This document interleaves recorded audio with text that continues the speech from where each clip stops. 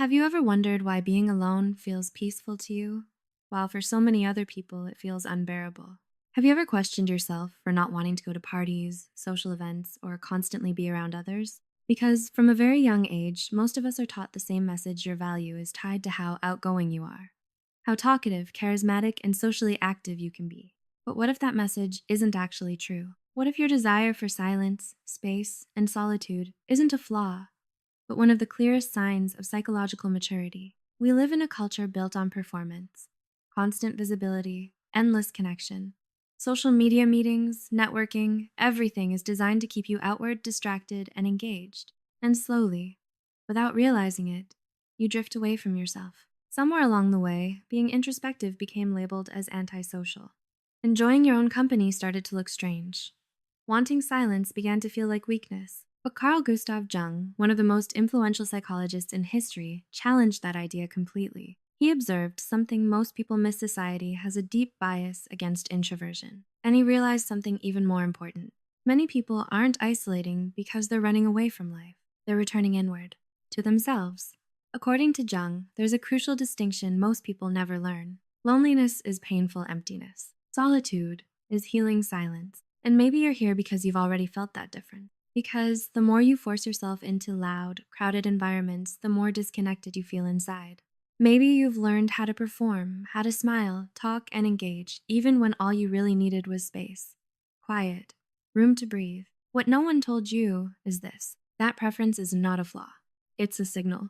A sign your psyche is developing something rare, what Jung called psychological self-sufficiency, the ability to generate meaning from within without depending on constant external stimulation. The idea that people who enjoy being alone are suffering is one of the biggest misconceptions we've normalized. We've been taught that silence is empty, that isolation is a problem that needs fixing. And for generations, we've confused solitude with loneliness. That confusion has quietly damaged millions of people. But Jung saw through that illusion. He understood that being alone doesn't mean you're lost. In fact, it can mean the opposite. Loneliness is created by the absence of connection. Solitude is created intentionally to reconnect with yourself. That's a completely different experience. People who cultivate solitude aren't hiding. They're finding themselves. They're not avoiding life. They're experiencing it on a deeper level. But here's the truth most people avoid. Solitude requires courage, because when you sit in silence, there are no distractions. You face your thoughts, your emotions, your past, your patterns, the parts of yourself you usually avoid. And most people don't want to face that. That's why society often judges those who step back, as if your value depends on how many conversations you have, how visible you are, how socially active you appear. That pressure makes introverts feel like something is wrong with them, like they need to change their nature just to belong. But Jung understood something few people say out loud: you heal in silence. When you're alone, you hear your intuition more clearly. You begin to notice your patterns. You understand your emotions. You access what Jung called the unconscious. And it's in that internal space that real transformation happens. Solitude becomes the foundation of self-knowledge. And here's the surprising part. The more time someone spends in true intentional solitude, not forced isolation, the stronger they become. They develop presence, clarity, a kind of calm that doesn't depend on anyone else. They stop needing constant distraction. They stop trying to fill internal gaps. They become enough on their own. If this feels familiar, it's because the introverted mind doesn't operate the same way as everyone else's. And that's not a flaw. It's a different system.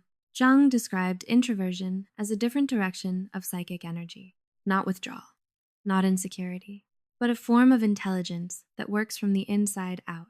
Introverts process the world deeply. They don't just hear words, they pick up on tone, hesitation, and meaning underneath what's being said. They don't just see, they notice what's hidden. In a single conversation, they catch micro-expressions, contradictions, emotional shifts most people completely overlook. And that level of awareness is exhausting. It requires recovery time. That's why solitude isn't optional for them.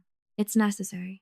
It's how they reset, how they recharge, how they reconnect with their own voice, because that voice gets drowned out in constant noise. Extroverts recharge around people. Introverts recharge away from them. But modern culture isn't built for that. From childhood, introverts are pushed outward. If they prefer reading over socializing, they're labeled strange. If they stay quiet in conversations, they're seen as cold or disengaged. If they need space, they're misunderstood. So they adapt. They start performing, talking when they don't want to, smiling when they're drained, showing up in environments that exhaust them. And every time they do that, they disconnect a little more from themselves. Jung called this chronic psychic exhaustion, a fatigue that doesn't come from the body, but from constantly pretending. Over time, that disconnect creates something deeper. Jung described it as fragmentation. You split into two versions of yourself.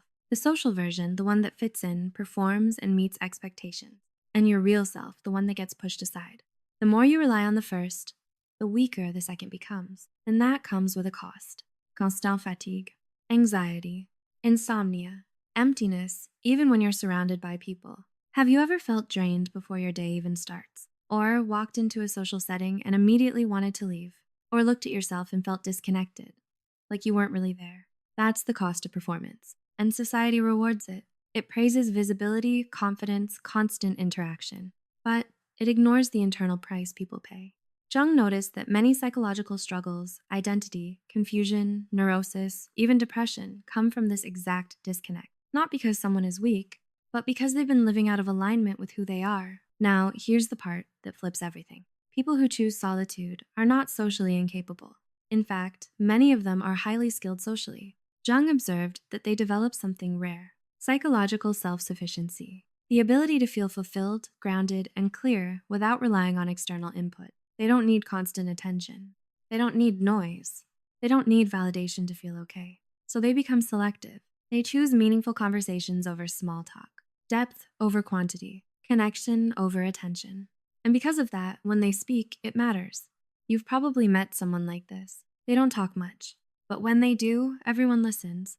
Jung called this differentiation, the ability to be alone or with others, not out of pressure, but by choice. And people who reach that point move differently. They can engage socially, but they don't depend on it. And this is where it becomes uncomfortable for society, because someone who doesn't depend on external validation is hard to control. They don't buy things to feel better. They don't chase trends. They don't seek approval. They observe. They think. They choose. And that kind of person doesn't fit easily into systems built on distraction and dependency. Look at the modern world. Constant notifications, endless content, comparison, pressure to stay visible. All of it pulls your attention outward, because the less time you spend with yourself, the easier you are to influence. But someone who's comfortable in solitude, they don't need all of that. They already feel stable internally, and that makes them independent. This leads to something Jung considered deeply important: individuation, the process of becoming who you truly are, not who you were shaped to be, not who others expect you to be, but your real, unfiltered self. And that process only happens in silence, because your true self can't compete with noise. It only shows up when everything else fades. And yes, that can feel uncomfortable at first, because it forces you to face things you've been avoiding. But on the other side of that is clarity, a sense of stability that doesn't depend on anything external. So if you've always felt different, if you need more time alone than others, if the noise of the world drains you, stop trying to fix that. It's not weakness. It's sensitivity. It's depth.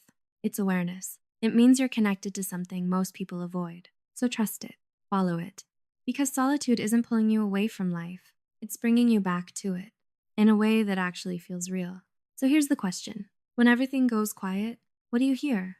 Because whatever shows up in that silence, that's where your real life begins. If you enjoy content like this, consider subscribing and turning on the notification bell so you don't miss future uploads.